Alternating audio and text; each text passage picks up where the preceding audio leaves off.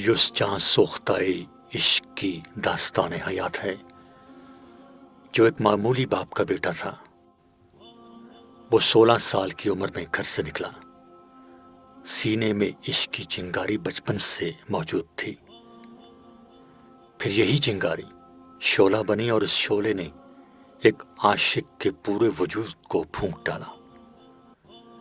اس کا معاملہ تاریخ عشاق کا بڑا عجیب اور اذیت ناک باب ہے۔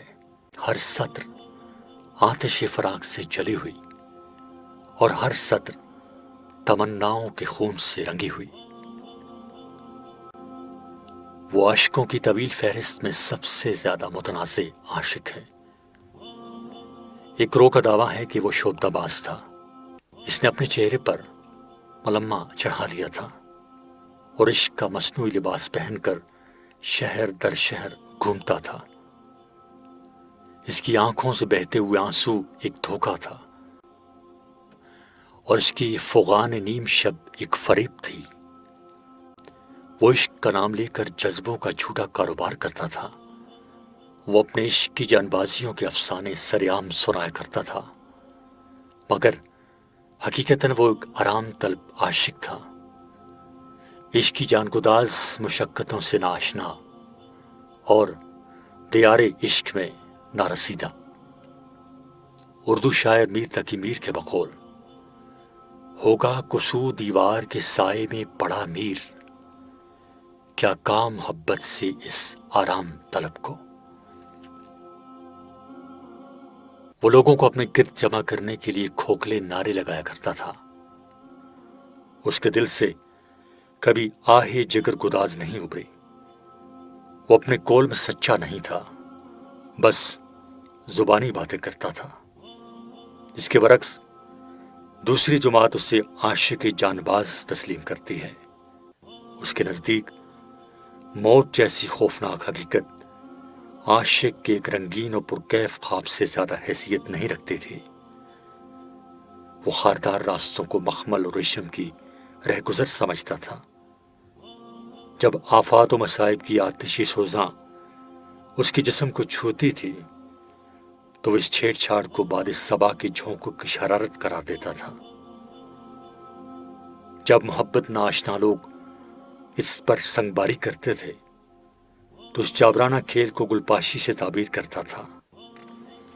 پھر جب اسے ایک تاریک زنداں کے حوالے کیا گیا تو اس نے اپنے عشق کی آگ سے دوسرے قیدیوں کی زنجیروں کو پگھلا دیا۔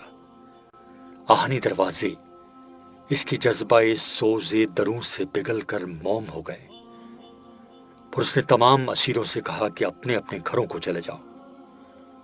اس کی فیض عشق کے سبب سارے قیدی چھوٹ گئے۔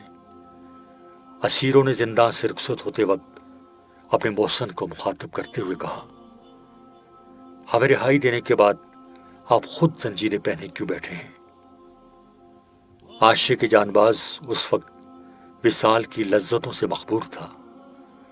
زنجیروں کو بوسہ دیتے ہوئے کہنے لگا، یہ آہن و فولاد عاشق کا زیور ہیں، اگر انہیں اتار پھینکوں تو پھر میں عاشق کہاں رہوں گا؟ عشق سر بازار عالم رسوا ہو جائے گا اور میں عشق کی رسوائی برداشت نہیں کر سکتا۔ قیدیوں نے کہا، آپ نے ہمیں آزادی کا پروانہ بخش دیا، مگر خود یہاں سے کیوں نہیں نکلتے؟ عاشق جاں سوز پر انتہائی سرشاری کی کیفیت طاری تھی۔ جذب و کیف کے لہجے میں بولا، یہ زندان تو میرا گھر ہے۔ تم نے کسی ایسے شخص کو دیکھا ہے جو خوشی سے اپنا گھر چھوڑ کر چلا جائے؟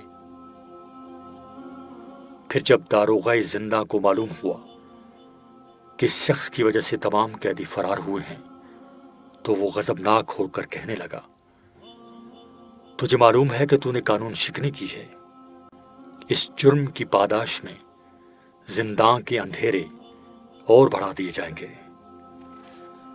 عاشق جان باز نے قانون کی آنکھوں میں آنکھیں ڈال کر کہا، تم مجھے تاریکیوں سے ڈراتے ہو؟ اگر تمام زمانے کے اندھیرے بھی لا کر جہاں جمع کر دو تو اس سے کوئی فرق نہیں پڑے گا۔ روشنی تو میرے اندر ہے، میں اس روشنی سے زندان وقت میں چراغاں کر لوں گا۔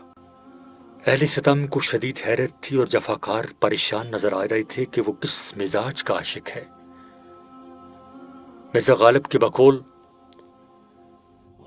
اسد بسمل ہے کس انداز کا قاتل سے کہتا ہے، تو مشق ناز کر خون دو عالم میری گردن پر۔ ہاں، وہ اسی انداز کا مقتول تھا کہ اس نے قتل ہونے سے پہلے اپنے قاتلوں کو معاف کر دیا۔ اس کے عشق پر گواہی دیتے ہوئے اپنے وقت کے بڑے بڑے عارفوں نے کہا تھا کہ وہ سرمست ازل تھا اور بڑی نرالی شان کا عاشق تھا، اور اب تک اس جیسا کوئی دوسرا عاشق نہیں آیا۔ اسے اس بے وفا اور ناپائیدار دنیا سے گئے ہوئے 11 صدیاں گزر چکی ہیں، مگر وہ آج بھی سرمست و بے خود عاشقوں کی محفل میں میر مجلس کی حیثیت رکھتا ہے۔ وہ عشق گزیدہ صوفی ہوں یا اردو اور فارسی زبانوں کے شاعر، جب بھی بے خودی عشق کے معیار کا حوالہ دیا جاتا ہے تو سب کی زبانوں پر بے اختیار اسی کا نام آتا ہے۔ موسم آیا تو نخلدار پہ میر، سر منصور ہی کا بار آیا۔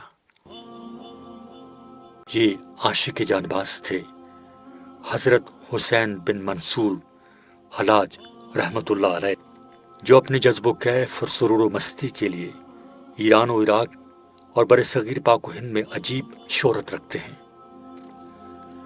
آپ کا اسم گرامی حسین تھا، باپ کا نام منصور حلاج تھا۔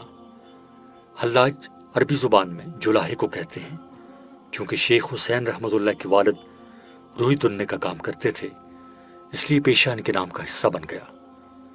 عام طور پر یہی مشہور ہے، لیکن مورخ خطیب بغدادی اس روایت کی نفی کرتے ہیں۔ بغدادی شیخ ابو عبد الرحمن رحمۃ اللہ علیہ کے حوالے سے تحریر کرتے ہیں کہ حسین بن منصور کو حلاج اس لیے کہا جاتا ہے کہ وہ ایک بار عراق کے شہر واسطہ میں ایک دھنے یعنی جولاہے کی دکان پر پہنچے اور اسے کسی کام کے لیے بھیجنا چاہا۔ دھنے نے عرض پیش کرتے ہوئے کہا، میں آپ کا کام کر دیتا، مگر مجبوری یہ ہے کہ مجھے شام تک روئی دھن کر دینا ہے۔ اگر میں آج یہ کام نہ کر سکا تو مجھے اجرت نہیں ملے گی۔ حضرت شیخ حسین رحمۃ اللہ علیہ بن منصور نے اس دھنے سے فرمایا، تم میرا کام کر دو، میں تمہارا کام کر دوں۔ آپ کی بات سن کر جولاہا چلا گیا۔ پھر وہ جب کام کر کے واپس لوٹا تو یہ دیکھ کر حیران رہ گیا کہ دکان میں موجود ساری روئی دھنی ہوئی رکھی تھی۔ یہ روئی کا اتنا بڑا ذخیرہ تھا کہ اسے 2-4 ماہ میں بھی دھننا دشوار تھا۔ پھر جولاہے نے دوسرے لوگوں پر یہ راز فاش کر دیا۔ نتیجتاً حضرت حسین بن منصور حلاج کے نام سے مشہور ہو گئے۔